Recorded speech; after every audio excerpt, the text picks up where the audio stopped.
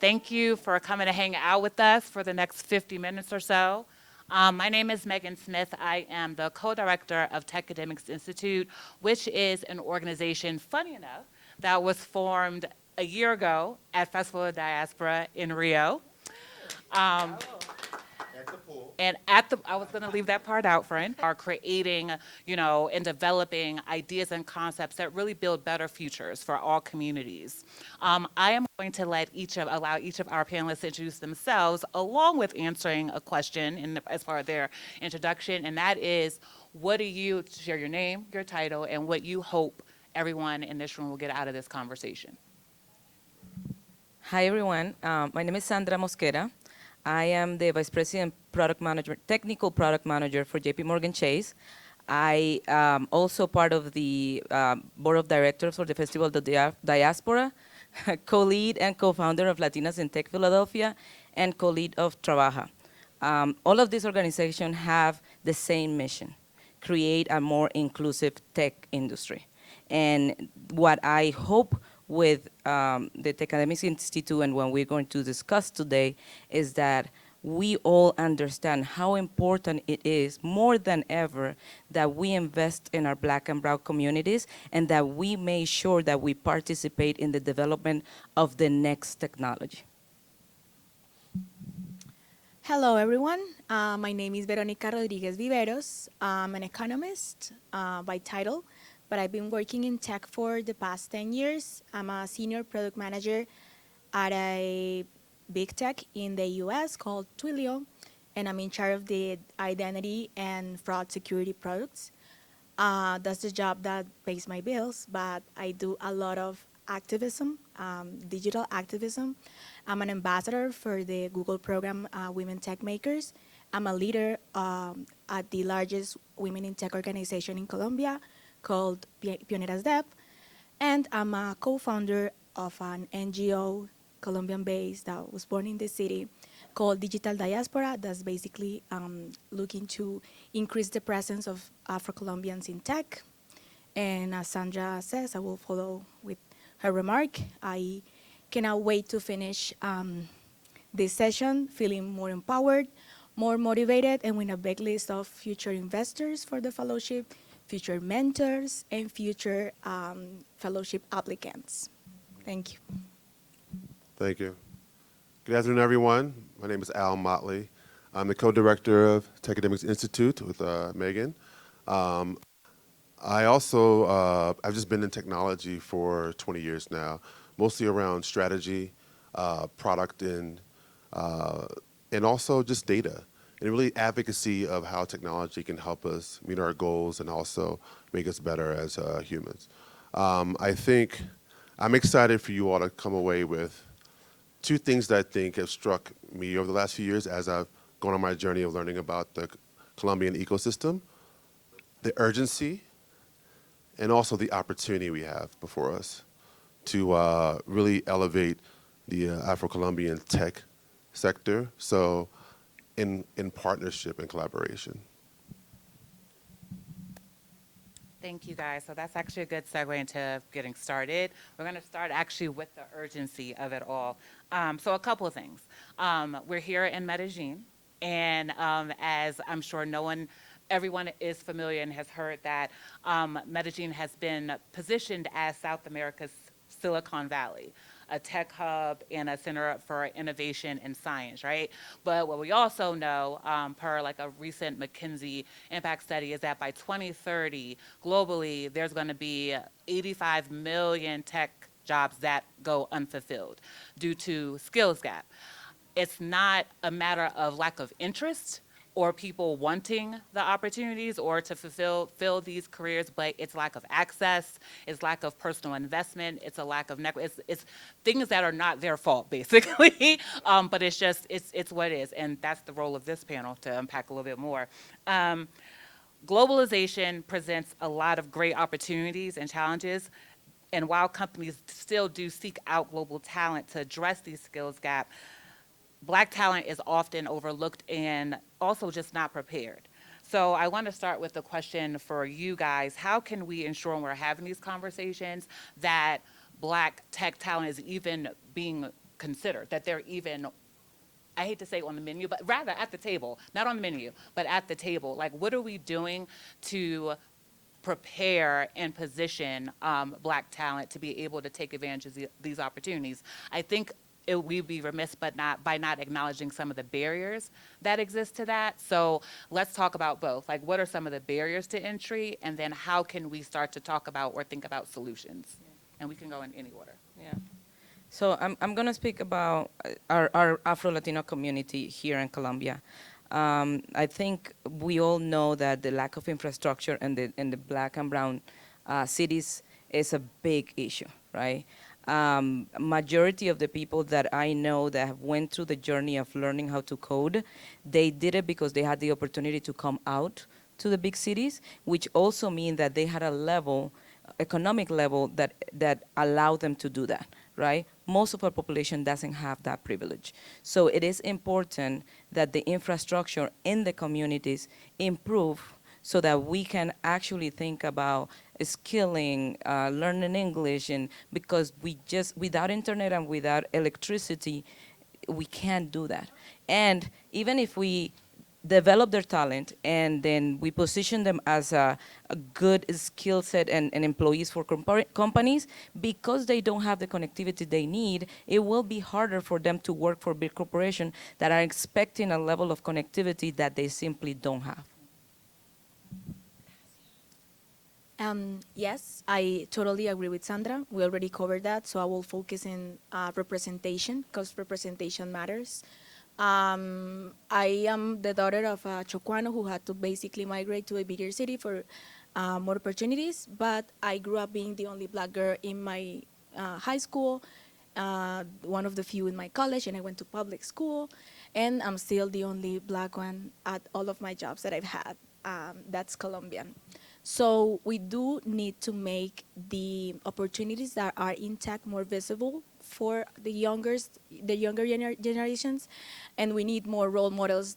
That's why basically that's the reason why I do what I do, is that because I realize that I need to make myself visible, because if I'm not visible, I don't exist, and I need to like inspire young Black girls that didn't grow up with that are not growing up thinking that they can achieve different things or there's additional opportunities for them. So when we pass by the connectivity issue, we need them to acknowledge the fact that it's possible for them. That is someone that looks exactly like them, achieving great things and working in an industry that has high-paying jobs, high impact, that can change their whole community and their family's outcome just because of the career path they choose. And for that, they need visibility. Like, they need visibility. They need to see people that look like them doing amazing things. So once we have the connectivity, we need more Sandritas, more Veronicas. Yes. Thank you. There's so many barriers. I think I'm going to talk about my personal experience and then try to equate it to, I think, what both other panelists have shared. Back in the day, or let's just say 20 years ago, hypothetically, right? I came out of high school without, this is the middle of the dot-com boom, early 2000s. I mean, all these tech companies are starting, and that's where the billions that they're worth now. But I actually never had access or used a computer. The similar digital access that you talked about, Sandra and Veronica, was persistent. This is outside of Philadelphia, right? Because of 80% Black community outside of Philadelphia called Chester, Pennsylvania. For some reason, though, when I went to college, that was my first time having an email address, having a computer and access. So I chose to go into technology only because someone instilled in me enough grit to want to move past that uncomfortableness of not access, being foreign. And I don't know how to equate it, what that looks like, but there's something there, because we may not be able to solve the access issues there and all these different barriers, but I'm thinking about how do we instill through different programs, initiatives, or giving people a line of sight to people that they trust and idolize, that they want to persevere past these barriers in a way that could be possible, or do enough to not let the multiple obstacles deter them, which happens to so many of us, right? Even me to this day and some of the work we do. So I think for me, Those barriers were access. Those barriers were being uncomfortable, and also being the only, as you said. But then since then, fast forward, I think really trying to think about how at different levels of scale we can have impact and show examples of what can solve some of the problems that are in barriers. So taking what you guys shared, though, there's two things I want to ask. Number one, things like infrastructure, the actual infrastructure, connectivity, all that stuff does impact the ability to acquire the skills necessary to be able to compete. Because a lack of connectivity, lack of access to things impacts your access to the right education, the network, the opportunities, all that stuff. So my question there is, if we understand that, the other things that impact the ability to even gain the skills necessary, what does proper investment look like? Because investment can look so many different ways, but what we also want to make sure we're doing is not putting a Band-Aid on a gaping wound. You know, like how are we actually getting to the root of the issue? And everyone comes in at different places. We're not going to assume that everyone is at the same level, but if we understand that there are some structural issues that are impacting access, like there's a step before that. What is proper investment by corporations, foundations, organizations? Like what, to you guys, what does that look like? I have this conversation with a couple of organizations, and we have come to an agreement that we need to support the people that is already in the pipeline or that want to be in the pipeline. We know our resources are limited, so we want to invest in the people that, like I'll say, already demonstrate that they have the grit to get through it. We know engineering is a difficult field, right? But we also know that our people are more than capable of doing difficult things. So it's making sure that they understand that they are capable and supporting them on what they need. One of the things that Chase did here was they assisted a girl from Quibdó to go to a program in Bogota, and they helped them with housing because she didn't know anybody in Bogota.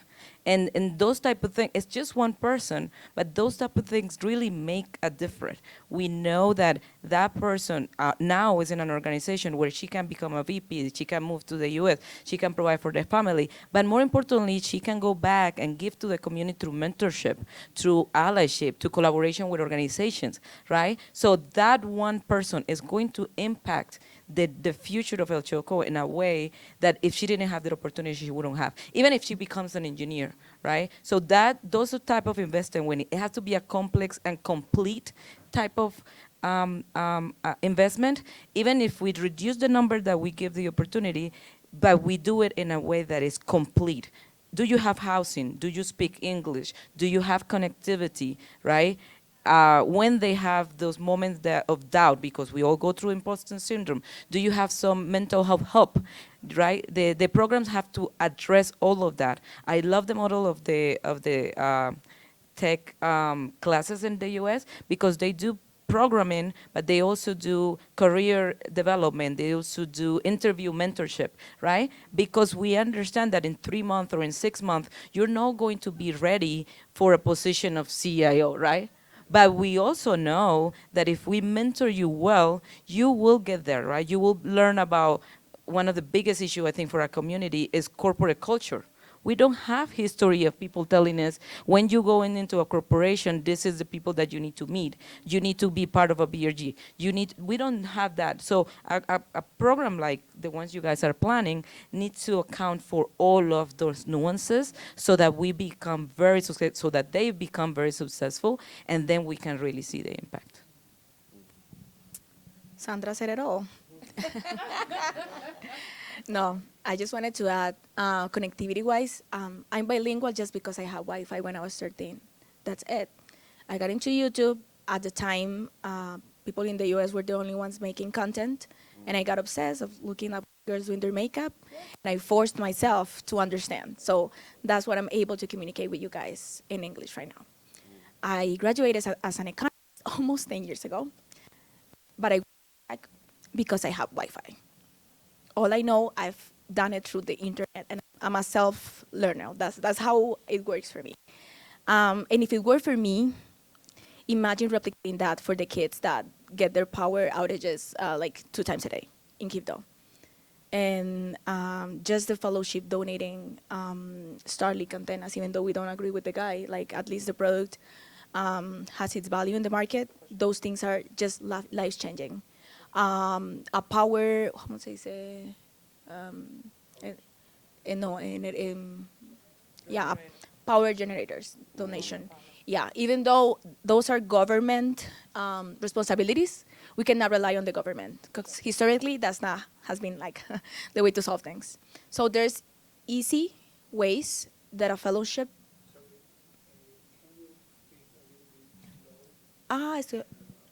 It's slow. I'm sorry. Thank you. I'll take that as a compliment. Yes, yes. I'm so sorry. Yes, I will slow down. I'm sorry. I will take that as a compliment, but yes, I'm so sorry. Yes, I will.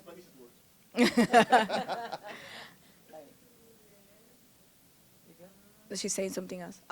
Okay, so I'm going to like restart. Slow down. So basically, yes, those type of investments are life-changing. And I know Tech Academics Institute is able to now sponsor Starlink antennas for the School of Robotics or for real software. We already have a base in Quibdó. What if we have a school in Condoto? What if we have a school in Andagoya, where I'm from? What if we have one in El Distrito de Agua Blanca in Cali? That's where I'm from. So we need investment infrastructurally wise, because I didn't require anything else but a Wi-Fi. That was it. And I made it this far just because I had Wi-Fi. And that's like crazy. That's crazy. So imagine if we can replicate that through the fellowship, through investment, through donations. And even though I've not accomplished, not even the 5% that I want to accomplish in my professional career, now I feel the obligation of giving back. I cannot move forward without looking back and giving back to the people that look like me. I want to replicate this. I don't want to make it by myself. I'm tired of being the only black girl in the room. I want us together. I want to move forward together. I don't want to feel alone. I need community. I need to build together, and we need the corporate training. All of that Sandra said, I second completely that. But I just wanted to give you perspective of how can just one little thing can change your professional and personal career forever, of just like having Wi-Fi, which in 2025 is crazy to just be asking for like power and Wi-Fi for communities. So yeah. That's fine. I'm here too. Those are great points. What's interesting is in the work that I think I've been seeing done on infrastructure. When you say infrastructure, most people who need to be a part of the solution think that's someone else's problem to solve, right? They look to government, but yet government's being fought against. They look to corporations. Corporations think that's going to affect my bottom line. That's not my problem. We look to philanthropy. Philanthropy can't solve everything. Then individuals, we don't have enough scale to do it, right? So for me, infrastructure problem is a shared societal problem that needs to be an ecosystem attacked problem. Meaning, if we're in Choco or Cali, who are the different players that know a shared collective action coming together rises the entire community, and everyone will benefit individually, and people will make money, and it will actually impact everyone in all the ways need to happen. The problem is, I think, is as we think about what we're trying to do, it is audacious. It is something that is a vision, but it also is a spark of an idea, right? So, and not an idea that we created. We're not creating anything. This is something that people have been wanting to do, have been doing, actually. There's so many stories. But we want to make it the norm, not the exception, right?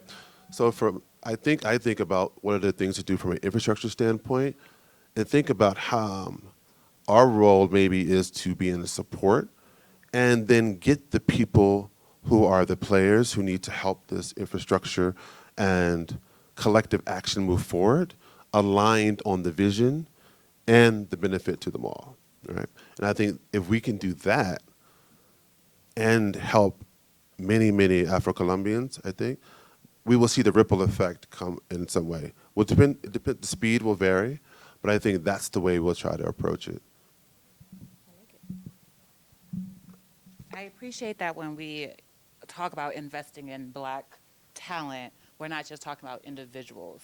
Like we're talking about it, if we're talking about an ecosystem, we're talking about investment in communities, we're talking about investment in organizations, like investment in many people and players. So I do want to get back to, though, when we're talking about talent itself, and we've talked about gaps, we've talked about investment. I do want to talk about, because we're having this conversation about Black talent specifically.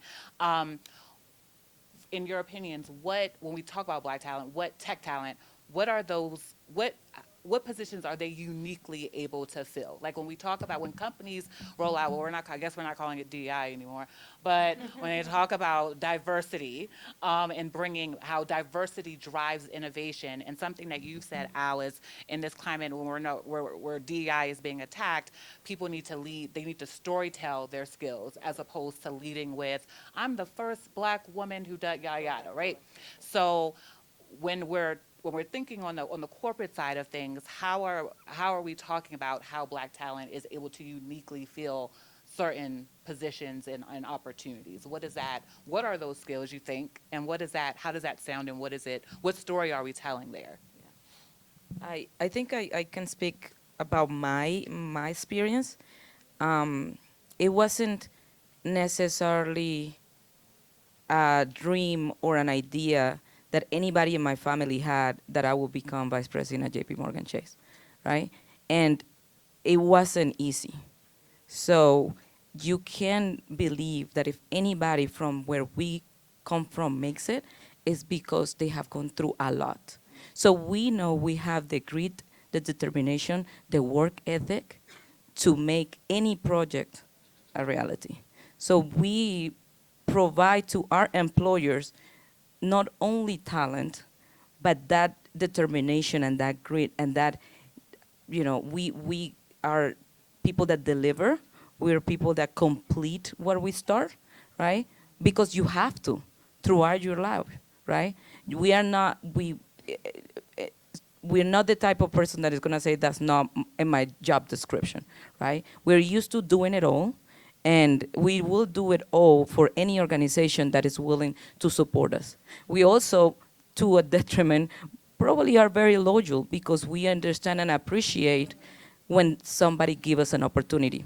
The reason why I want Black Americans and Black startups to benefit from Black talent in the Americans is because I think we need that, right? We also know that our investors don't have limitless resources. So we know that our workforce can give you more from your money because we do more with less.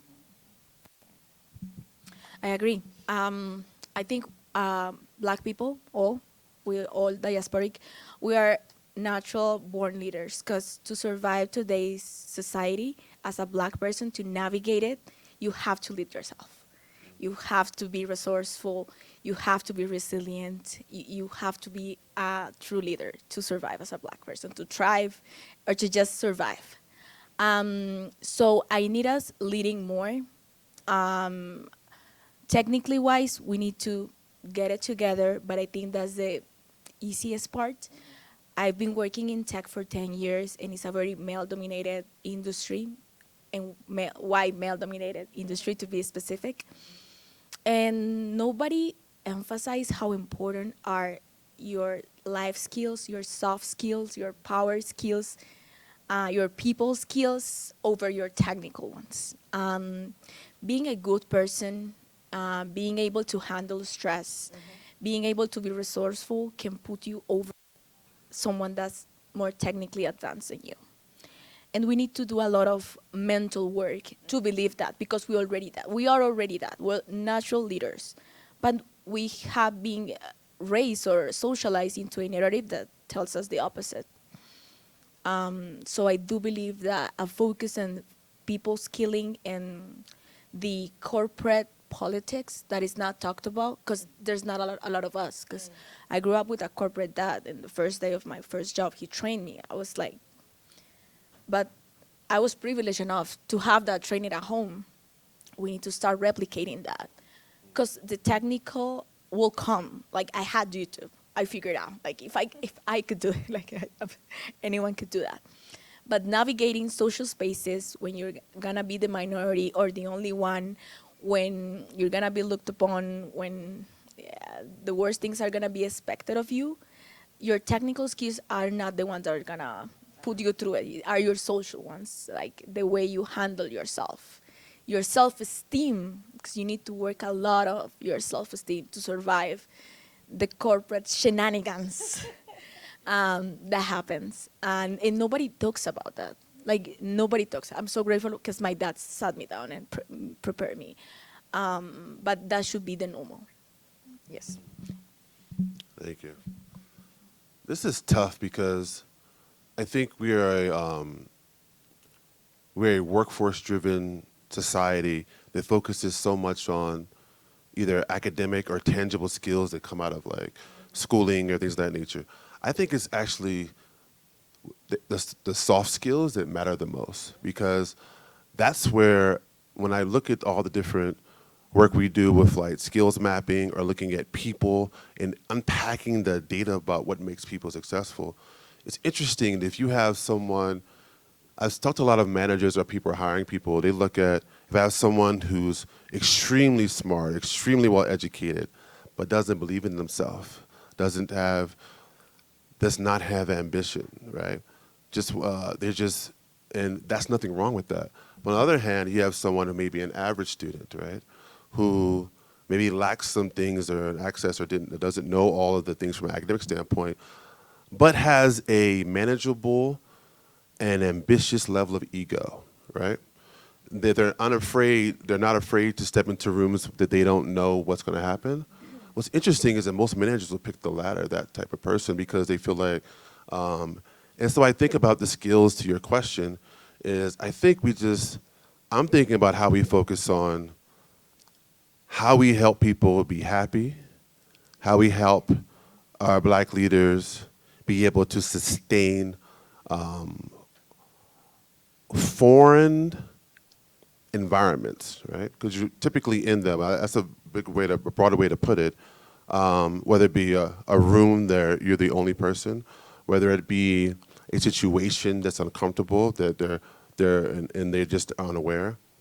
And I think what that does is help us sustain the armor that's going to help us to do the hard work it takes to be able to be successful in the different environments that may happen as well. So I do want to allow time for any questions and stuff like that, but I am going to ask one final question before I open it up. Someone dropped in the Hoover or Wova, I don't know how you pronounce it, app about bridging ideas with action, because we could talk about ideas and feelings and all that stuff for a while, but what about actual action? Which obviously, you know what you're supposed to talk about, but what are some of the effective strategies for doing what we're here to talk about? When we're talking about, we understand where the investment needs to be. We understand the value of investing in Black talent, Black tech talent, and what that looks like and feels like and how that uplifts communities. But what are some of the strategies or programs or initiatives that you guys have seen or would like to see that would accomplish that goal? Yeah. For me, I like breaking down the issues and starting small, right? It will be overwhelming to think about all of the issues or the barriers that we have in the Black community. And if we start talking about infrastructure, English, access, right? But let's just start with any step. I don't care if you want to be the organization that want to just provide a Starlink and let people figure out how they configure it, right? Start anything little. We had a conversation yesterday, and I was saying, in a community like us that lacks so much, the littlest bit that you do goes far. and you will always have takers, and you will have always people that would appreciate the opportunity and run with it. So to any investment, to any person from our own community that wants to do anything, go ahead and do it. Start with one person. Do a meetup a month, right? Do a 5-year strategy, but just start, because I guarantee you it will pay off, because in a community, it always does. I will follow up what Sandra says, advising to rely on the organization that are already doing some work. They already have field work. Ask them, what do you need to move forward, to scale? What do you need? And that will start giving you input of like what maybe the fellowship on a long term is gonna look like. Having immediate, having immediate results, just investing in an organization that already has hands-on, that have been already established, they have already the audience, they have already potential beneficiaries, you're already doing it, you're ready to go, you just need a little push, start pushing them. And while they run, you start building from scratch the institute on your own, so yeah. I think coming away from what we intend to do with this Futurism Fellowship to what we've heard we need to do to the next steps about what we are going to do, right? I think the next couple months, to your point, Sandra and Veronica, we're just going to start doing stuff, right? That's a little tighter than that, but we're going to start doing the work, I think, and really be supportive of the leaders and the work that's already happening, and build that ecosystem that I talked about earlier. Because we can't solve it alone. We can only be a part of that community that actually thinks it's important and critical and make it a priority. It'll benefit so many. So I think coming out of here, we're going to be needing partners, we're going to need supporters, we're going to need people just to connect us to the right folks, to continuously learn and improve and reach as many as we can, right, within what our capacity is. So we're excited about this work. We're excited about building collaborations between the countries and across the globe and our other communities network. And we're ready to get this started. I think there's so much amazing talent out there. There's so many amazing people that want to tap into this type of work. So I think we're excited for what's to store with the Futurism Fellowship, and also what we're going to learn and the impact we can have. And just before I do open it up, I do want to, because some folks did join us during the session, just to kind of wrap a bow on like when Al talks about Futurism Fellowship and Tech Academics Institute, what it actually is. So as I started the conversation by saying Tech Academics Institute is an organization founded at last year's Festival of Diaspora that is focused on spurring the global tech workforce, just investing in individuals and supporting individuals that are interested in tech careers, or folks who have ideas and concepts that are to the benefit of building better futures and better communities. For the Futurism Fellowship, in partnership with Casa Innovation, our goal is to roll out a program that will be based here in Medellin to start, that is focused on investing in Afro-Colombians. Exactly what I just said as far as the Institute. It is identifying and working with those Afro-Colombians who want a career in tech, or again, have an idea that is using tech and innovation to build better communities, and we want to invest in them. Now, to Al's point, we're kind of building as we go, and thanks to these amazing two folks and others like them, we have a lot of feedback and thoughts regarding what this fellowship program is going to look like and feel like, so that it actually does benefit the folks that we're trying to impact, but also makes sense. Yeah. And instead of trying to do 10 things, do one really well. Yeah. So that is our focus. So all that to say, I just wanted to provide that additional context. I do, looking at time, I want to just invite if there are any questions for our panel, any comments, happy to take them. You're not first. We talked to you last night. Hi. Okay. I am Suribalogis, and I am the CEO of an agency called Afrocom. We are journalism empirics and journalism when we are studying about that. For me, it's both things. First, it's like recommendation, and for me, it's so important when we analyzing about where are our people, because Obviously, when we are trying to analyze, we can go at the territories. They are from there. But when you analyze the principal cities, still they, our people are here, are there. And you can see the principal spaces when they are home, the neighborhoods when they are. You can arrive at the universities and you can see that a lot of people don't finish their careers or didn't find their jobs. And for me, it is important because I am Afro-Colombian, but I am from the principal city of the Colombia. I am from Bogota. And I understand when my friends arrive or when my parents arrived and they didn't find opportunities. And obviously, it is so important when you are trying to arrive at the territories, but what is happening with the people who arrive at the principal cities and they don't have opportunities? For me, it is like a comment is so important that we arrive at the territories, but we still have to arrive at the neighborhoods where live our people in the principal cities because the conditions are so different, because they don't have their space. First is a comment. And the second one is about obviously my project because we are speaking about it. And it is for me like a question and how we can impact with that specific project because I'm not from Medellin, I don't live in Medellin. But I know would you put a QR here and then you are going to call the people who registered it here, or what is the step by step?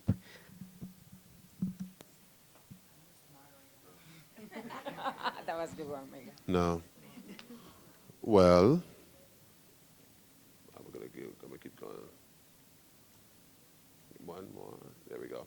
So please, please, please reach out and connect with us.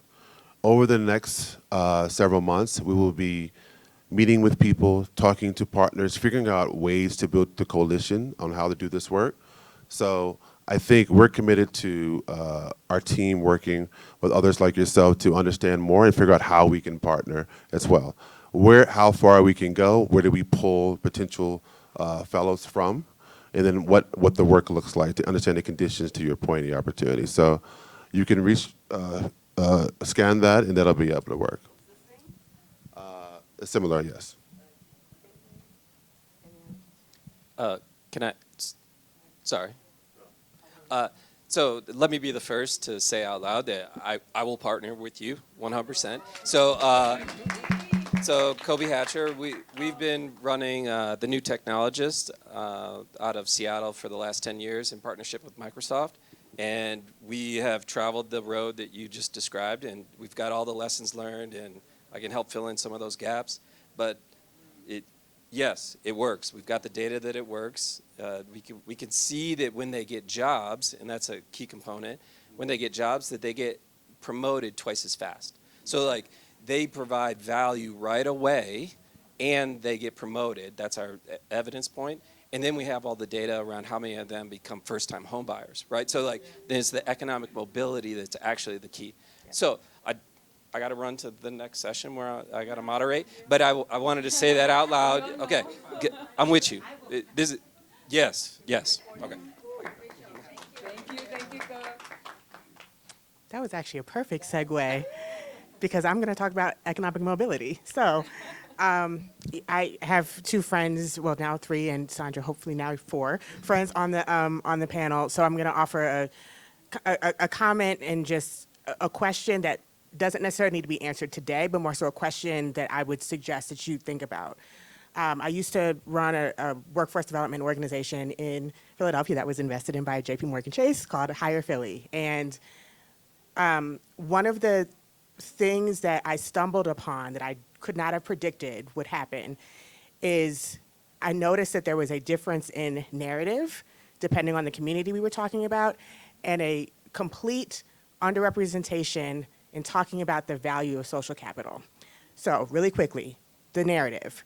When we were deploying programs, it would be one narrative for the Black community of these are the kinds of jobs that you can get that will pay you $80,000 to $100,000 a year that don't require a college education. When it comes to the white community though, they're still telling their kids to go to college. And so I developed a stance that said, excuse me, when you all stop telling your kids to go to college, then I will tell these groups over here that they don't need to send their kids to college. So going back to her point, what is the narrative that can be shared, or the narrative shift that can be taken where the kids in the poor neighborhoods in Bogota, Medellin, wherever, are not getting one message, and then the wealthy kids are getting another message? Because it's the narrative, to me, that is a starting point. So that's one. Two is about the social capital, which goes to your soft skills point. We can do all of the training in the world. We can do all of the certifications in the world.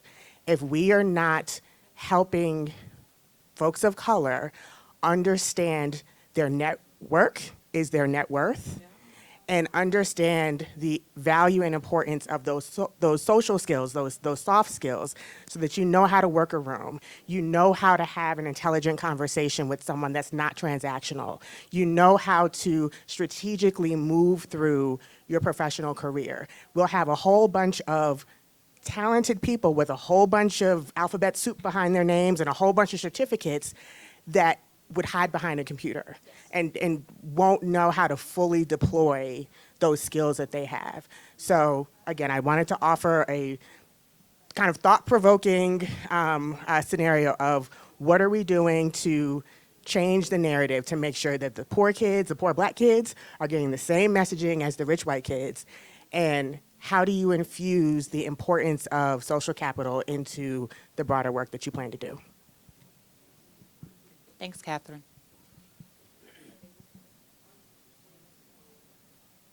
Well, do you want to, everyone gets 30 seconds to say a final word. My final words goes to our community. Answer the calls. Even if you're saying, I cannot attend, say, I'm here, I cannot attend today, but I will next time. Please continue to count with us. I don't think we have the culture of following through, right? We meet, and then if we have friends, or if we make friends, we connect again, but it cannot be with the opportunities that are being brought to us with spaces like this. It has to be more than that. Right? I know it's scary to reach out to Al and say, hey, Al, I saw you, you don't know me, but I'm interested. But do that, right? Be resilient, be relentless, and answer the call, answer the emails, right? Even if it's a no, answer, so that people understand that you're there, and so you get counted for. My message would be, please replicate what you've heard today in this room. You have the QR code, you have the link, you have network, you have family members. Please let them know what the fellowship is trying to do. Please replicate what you learned today. Don't hold the information to yourself. Don't let it get too loose. Let people know what's happening. Follow Digital Diaspora on Instagram, and follow Tech Academics Institute on Instagram as well, and write them. What Sandra said, reach out to them. I love your panel. I cannot wait for the fellowship to start. I cannot wait to apply. This is my name. This is what I know. This is what I do. This is my face. This is how I look. Do you have 5 minutes? Like, take the chance and bet on yourself. Y'all said it all. I do want to take a moment to just thank Veronica and Sandra. They've been so welcoming, been so really put us through an education about what is needed, but also what's possible. And I think we're Americans, we don't live here, and we want to do good, but we know we have to be from a supportive role, right? We can't do this to anyone. We have to do it with people, right? And I think that's the way our heart is, and also the way that we're driven as people as well. But we also are excited because we want to find some talented, amazing people and be successful, make some money, right? Do some partnerships and have a good time and enjoy life like we always do. So I'm excited for this and thankful that we had this opportunity to work with you all, and also to actually launch this exciting program. Thank you. And I'll just say our final thing. Last night while we were out, Al said, very wild of us to come from America to Colombia and be like, we're just going to disrupt shit. Like, very bold and very American of us to do that.